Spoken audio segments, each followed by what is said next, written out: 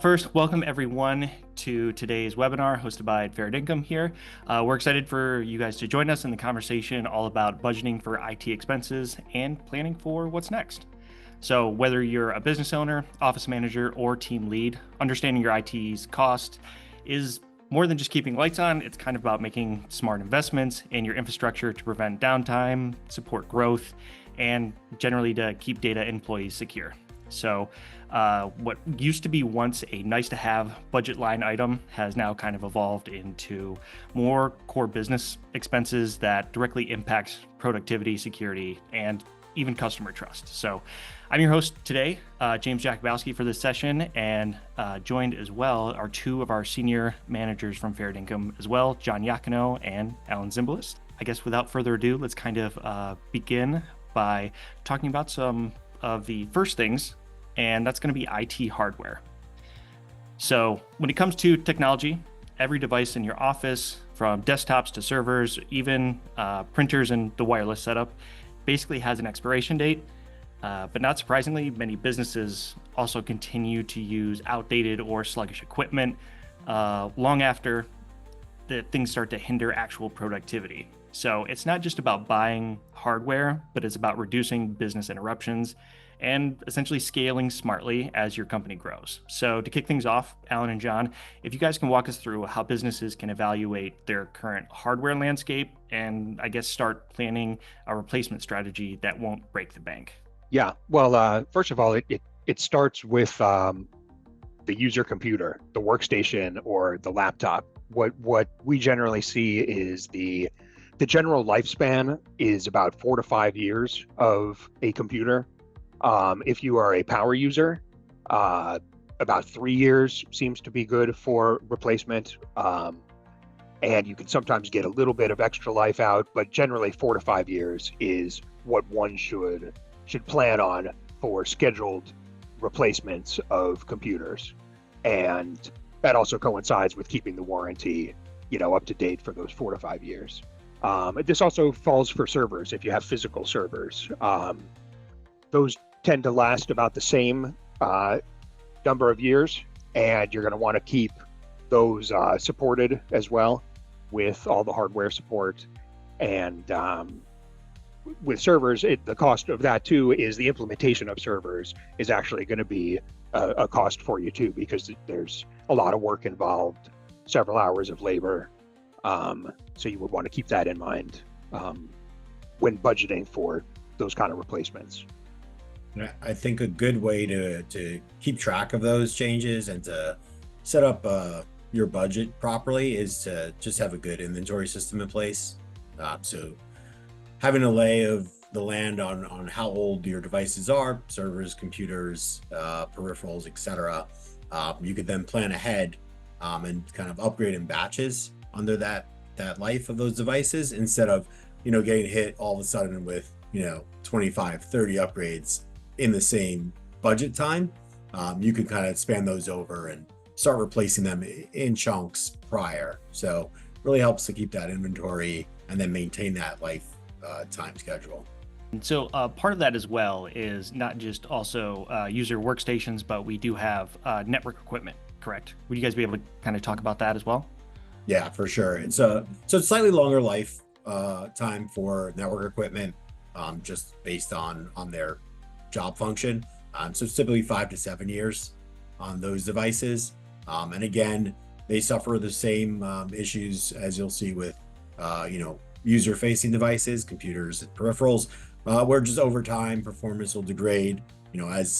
As future advances come into play, then that previous hardware can't keep up with new technology. So we saw kind of a big thing that happened with this is as internet speeds increased, a lot of firewalls couldn't handle the increased bandwidth, so those had to be replaced. So even though they were fine kind of within their timeline, there is also the aspect of changing technology and how that affects those devices as well. So that'll be for your firewalls, your switches, your access points also are a good one to keep an eye on, because that technology rapidly changes. You have Wi-Fi versions that'll change, and then those new user devices won't be compatible, or they'll just operate at a slower performance with those older access points. So really getting an inventory of all of your devices that you have, reviewing that on a scheduled basis, and then planning forward for when the time comes to change those devices out, whether it's for performance, whether it's for age, or warranty, etc. They're always going to have to be replaced as you go through that timeline. Yeah, this is one of those things that can be really planned out and known about beforehand.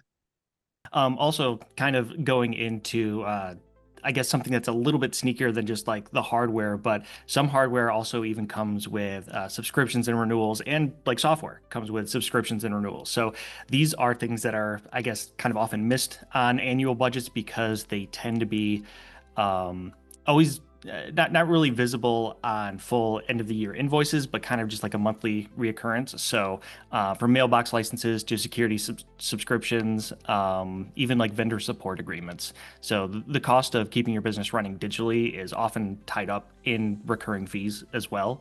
So I guess if we're trying to track renewals carefully, they can also balloon in cost if we don't track them at all, and they can also expire critical accounts or make systems offline. So the goal here, I guess, if we pivot over to this section, is kind of proactive planning and mapping on overall what a company is using, what's coming up for renewal, and how to scale wisely for that too. So John and Alan, what are some, I guess, advice that you guys would give for companies looking into getting a grip on their renewals, and what sort of renewals could they keep in mind for these costs? Yeah, for sure. I think so. There's a couple of big factors here. So the way everything is kind of moving in today's time is you're going to have a few options for either software subscriptions where it's going to be monthly or annual or multi-year agreements. And those are all going to kind of vary based on pricing. Longer agreements tend to have lower upfront costs or lower, payments throughout. So you're going to want to keep track on all of your agreement expirations and what the terms are of those agreements. So are they monthly? Are they annual? Are they multi-year deals?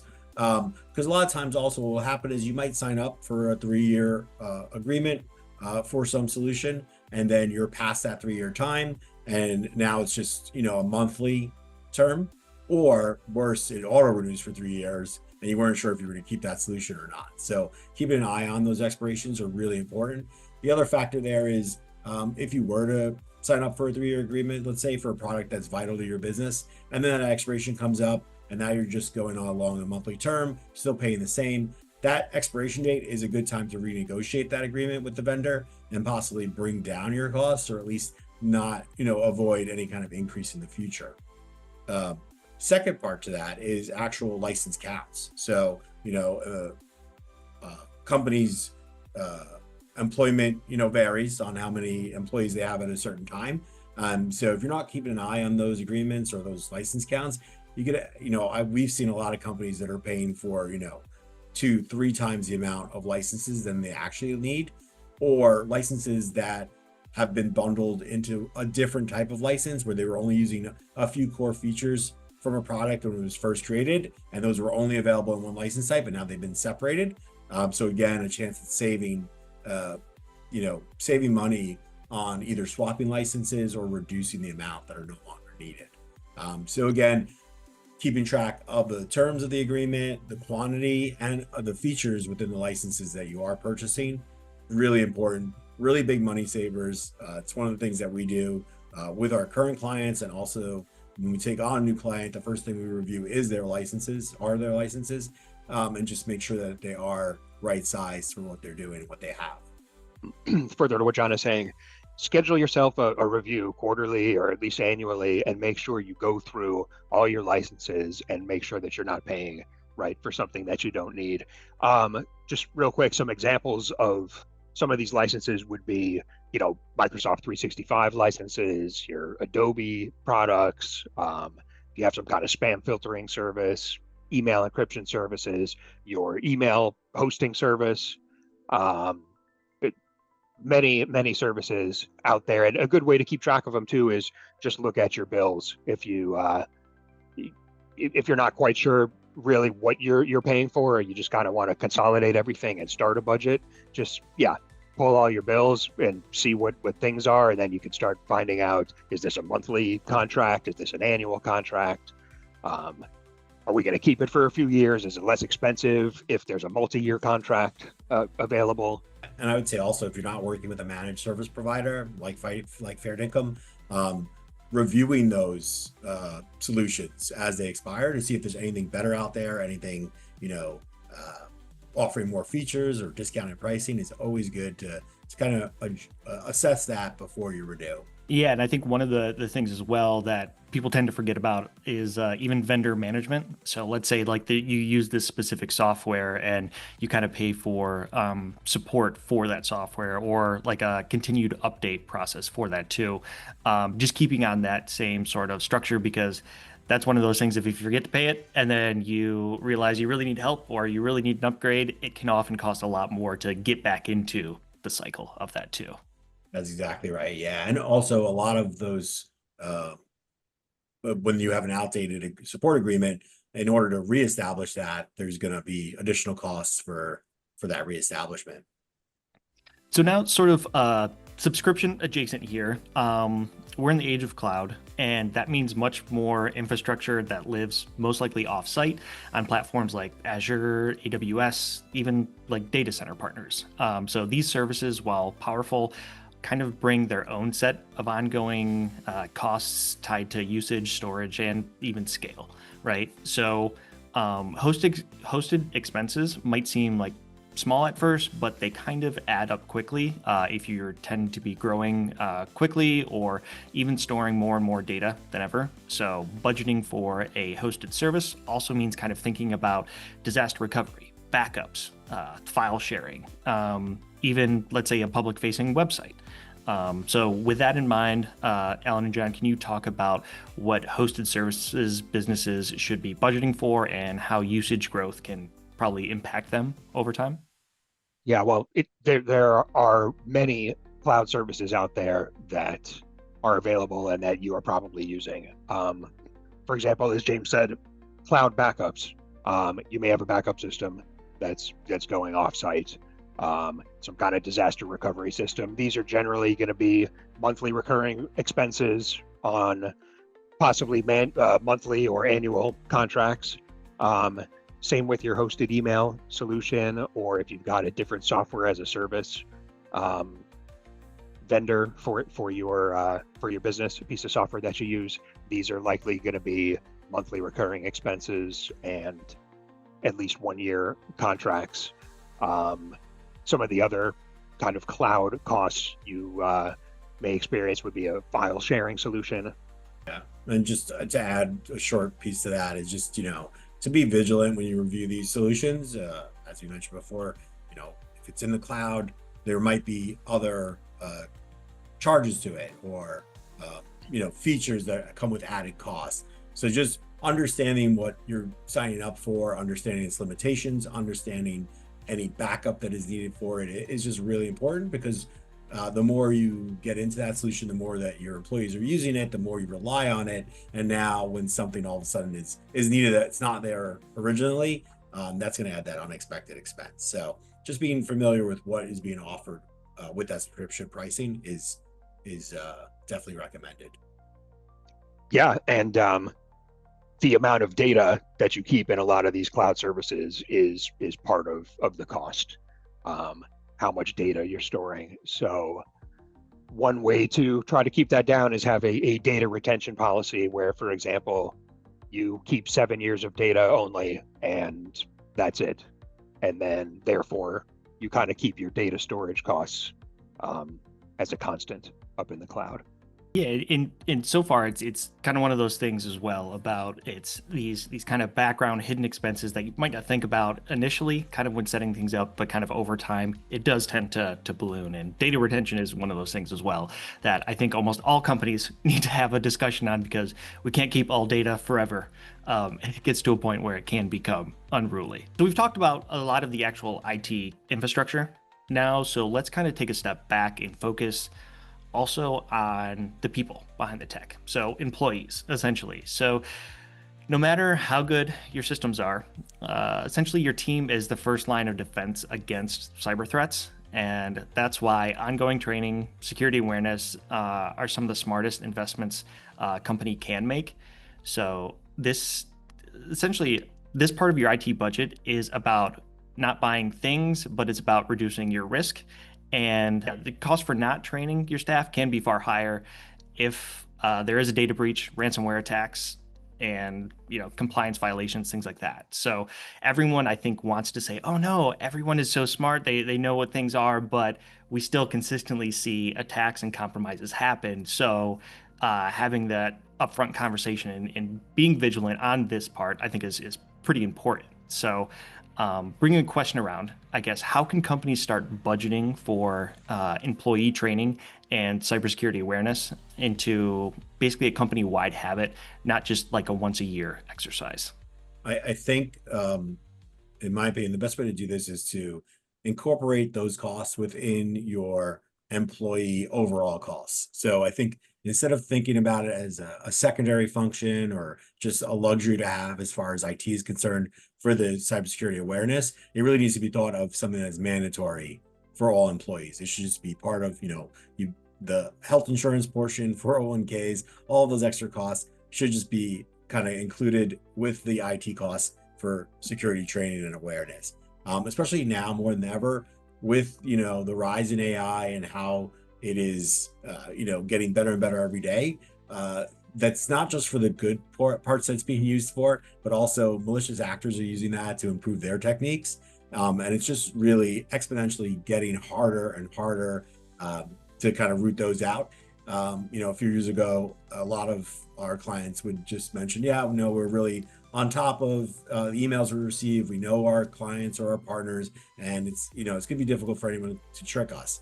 But with everything that's going on now and those advances, it's getting a lot easier for employees to kind of get fooled into thinking they're legitimate emails, or, at this point we're at voicemails and, even really close to just video conferencing where it might be not the person you think you're speaking to. So having that awareness training, keeping everyone up on those trends is going to be beneficial in the fact that if there is a breach, the costs are going to be way more than just for the security training that would have preemptively avoided this. So, you have to think about the issues that you'll encounter if someone is breached, and is dealing with that, not just the time and the money itself, but also explaining that to partners and clients about what occurred, is going to be more involved than, going through this training ahead of time with those employees. So overall, just really, really advised on the Fairdinkum side to complete that awareness training for everyone. And we recommend quarterly training, but obviously it can be done even more often, monthly. So really recommend everyone up to date on the newest threats out there. Yeah, and generally speaking, the training involves users watching a video for a few minutes, learning about a particular type of threat, and then, taking a quiz afterwards.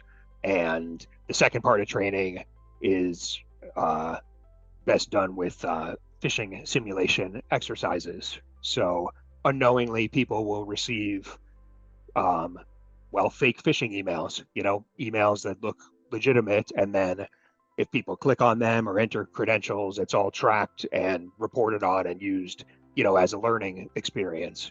And it's very helpful and extremely important, and probably going to be a requirement from a lot of states and just organizations in the coming years that everybody complete, employee security awareness training. So this is definitely something to budget for, and it's not that expensive. It's very worthwhile. Yep. Yeah, definitely for what it provides, the cost is really not so large. Also, Right. Just from an organizational standpoint too. So obviously the security awareness is going to benefit the organization and keep their data safe, but you're also passing that knowledge on to the employees themselves, so they can then reuse that in their personal life. It's not just to large organizations or even mid-sized organizations. Individual people also are affected by this, and the more that they're trained, you're also giving them those skills to to be aware of what's out there for their own personal protection. And one of even the I guess the main freebies that someone could even take away from this, a business could take away, is just having a culture of IT awareness, not being afraid to talk about, a compromise that happened or something that someone's aware of. Just being open of, oh, hey, did you receive that weird email? Like, let's talk about it. Let's make sure no one else like clicked on it, or people are easily aware to like see that between each other, because maybe you might find that one person that wasn't aware. Maybe they're like, oh no, I really did think that Amazon purchased something from my credit card, so I gave them all my information. So Yeah. getting that, and then just being open to discuss that, hey, these things do happen. So so now I guess one of the second to last things for budgeting I'd like to really have us touch on as well is about putting your IT systems to the test. So that brings us into vulnerability scans, penetration testing, compliance checks, things that are all critical for identifying weak spots before attackers do. So employees are kind of one of that as well, because we mentioned like phishing tests. So plus, if your business operates in a regular industries such as healthcare, legal, finance, a lot of these aren't optional items. They are required, but they may cost a little bit more money to implement. So Alan and John, what are some common insurance, audit, compliance, I guess security testing requirements that companies may face today? And how can they budget for these needs without getting overboard on the cost? One of the most common and most important would be vulnerability scanning and penetration testing. These are services that are quite often recommended and required by different industries. And so it's actually the cybersecurity insurance that drives a lot of clients to increase their spending with cybersecurity protections, because sometimes you won't get coverage, or your coverage will be much more expensive if you don't have certain things in place. And I would also add to that, again, with budgeting for this. So, they especially penetration tests, they can be on the more costly side because of all the work that is done to complete them. But many security providers, especially those that work with Fairdinkum, they often offer multi-year agreements, where then you are able to discount those penetration tests throughout the term. So it helps with the costs. And again, something that you can add to your budget. It's going to be a cost that you are expecting each year. So bringing it down is helpful.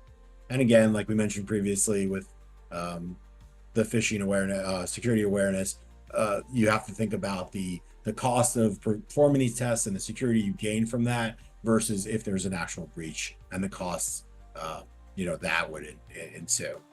Yeah, it's very common, for example, for these days to do what's called an incident response tabletop exercise. So you take your incident response plan and you put it through, sample scenarios of actually going through an incident. And I've seen on a lot of due diligence questionnaires, again, cyber insurance applications, where people are asking about, do you conduct these annually on an annual basis? And that is mostly an investment in time. There is some cost involved depending on how you do it, but that's something that should be on everybody's radar soon, if not already, kind of annual incident response exercises. I think that's helpful for organizations also, because I don't know if everyone realizes what's involved beyond just the tech side. With any kind of cyber incident, your tech team will go ahead and address those issues and remediate. But then there's a lot of other internal organizational side work that needs to be done. And those tabletop exercises kind of bring that to light. Also makes everyone aware of their responsibility if an incident does occur, and then what's expected of them.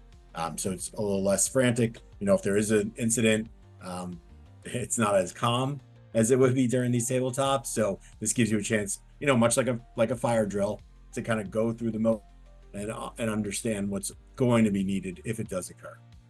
Yeah, there are internal business decisions, not IT related or partially IT related. and right decision makers in your company, and you need to know who they are and have that in your plan. So it definitely seems like Yep. a lot of this is not just about, okay, so you do have these tests going and you are kind of prepared. It is for compliance, but it's also for security. But through this whole process, you're getting a lot of information. You can change business practices, you can keep people updated, find where, vulnerabilities are that you can fix. So it gives you a lot more to kind of like work throughout time. And it's a little bit more updated, essentially, like vulnerability scans, penetration tests. Those are essentially constantly updated with recent attack vectors that they can kind of like trigger off from. And you kind of know a little bit more if your network and if your systems are set up as secure as what you think that you're paying for, essentially. So, yeah. And on just a good double check just to make sure everything might be going right. But again, as technology changes, there's things that even, are more recent than your IT company may even know about. So having those tests keeps everybody kind of in the know about what's out there. coming up onto the end here. So lastly, I kind of want to talk about some legacy systems and outdated software. So many companies kind of continue to rely on old tools simply because they still work-ish. So unsupported software often brings hidden costs, though. So compatibility issues, security risks, poor performance, essentially that kind of frustrates the team and employees. So as end of life dates for popular systems, even like Windows 10, right? Windows 10 is end of life at the end of this year. So now is essentially the time to plan migrations to different and modern platforms. So modernization can be an intentional phased process, as scheduling and migrating platforms doesn't happen overnight. It can take potentially months, hopefully only weeks. So, John and Alan, what are some steps that businesses can take now to modernize their software environments, avoid being caught off guard by aging platforms, kind of see the whole scope of what they have? Yeah, definitely. It comes down to, as we kind of started this webinar, that question where keeping a good inventory on what's being used, and this also goes along with software, and reviewing that software, on a scheduled basis and planning for its eventual, decommissioning and what would be the next step and where you would move from. So, excellent point with Windows 10 that you brought up, James. It's end of life at the end of the year, along with a couple Windows Server operating systems as well. So it depends on the size of your organization. That might be something that can be handled with, a purchase, replacing any of those devices that are coming up and need to be upgraded to Windows 11 if they're not compatible with the upgrade to Windows 11. Or if you're a larger organization, you're planning to spread that replacement over time. So it's not all at once. Again, not only the cost that's involved with that on the hardware side, but the labor to set up, as well as the interruption to users as their new devices are being configured. Something you want to avoid having, the entire office kind of swapped out versus doing it in sections. So something to think about is keeping track of those end of life dates for software and planning the next step for that. Same thing goes along with end of life applications that are still being used. So oftentimes we'll see organizations that use a specific application that's out of date, but they need to use it because they haven't migrated to a more modern system. And it works fine for that day-to-day job.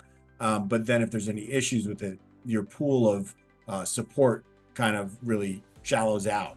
There's not many developers that are still working on it. Maybe you have one developer that you're tied to, and basically you can't compare their rates to others because they're the only ones who still support that system. And now you're kind of held on to it, and you might actually end up paying more per year than if you were to migrate to a newer system. That will take some time. There's a learning curve, obviously, for employees. But again, a lot of times those more modern applications have features that aren't in that older system. So you're going to gain not only a new system in general, but then productivity to go up with your staff utilizing those new features that you might not even be aware of. So we definitely advocate any older systems, anything not supported by the vendor.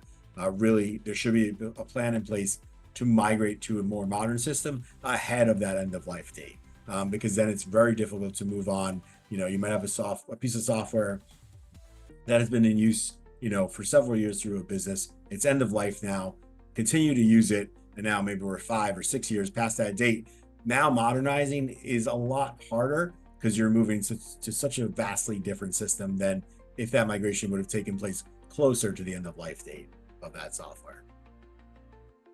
Yeah, and just one of the things to really have a heads up about would be if you do have some kind of software application that maybe is with your own database servers, or you got some kind of custom application that a consultant makes and monitors for you.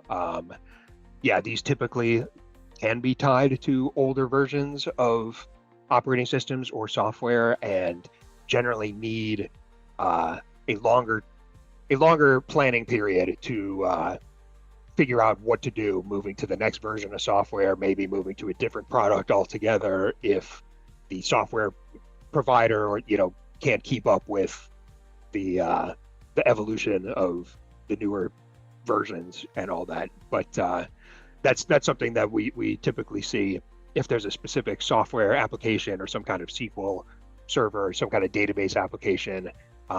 Those tend to take some more planning, and sometimes a longer or more innovative process to handle this before it's too late.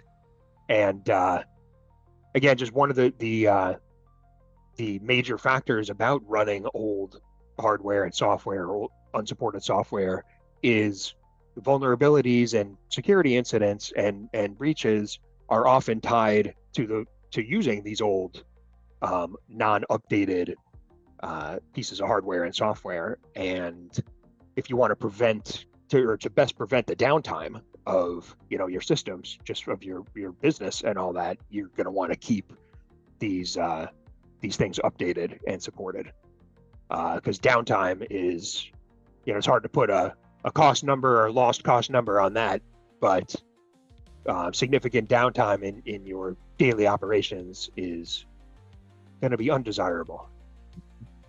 Definitely. So overall, we've covered a lot today. But I guess the thread that's kind of running through all of this tends to be planning, especially with these out-of-date systems. It does take a bit of planning to do that migration, to do that update. So budgeting in general for IT isn't just about controlling costs. It's about enabling your business to run efficiently and securely, with also room to grow. So here at Fairdinkum, just give everyone a heads up, our vCIO services are designed to kind of help you just do those things. We work with businesses to build IT roadmaps and to make budgeting predictable and strategic instead of just reactive and chaotic. So as we close out today's session, I just encourage everyone to revisit the 6 major areas that we discussed. We have hardware and equipment upgrades. We have licensing and service renewals, hosting and cloud-based services. We also have employee training and cybersecurity. We have testing, compliance, and insurance readiness. And also, lastly here, application modernization and operating system planning. So I want to just thank everyone for joining us today, and a huge thank you to John Iacono and Alan Zimbalist for sharing their insights. And if you're ready to build a better IT budget and kind of take control of your technology spend, Fairdinkum team is here to help. So until next time, stay secure, informed, and proactive. See ya. Thanks.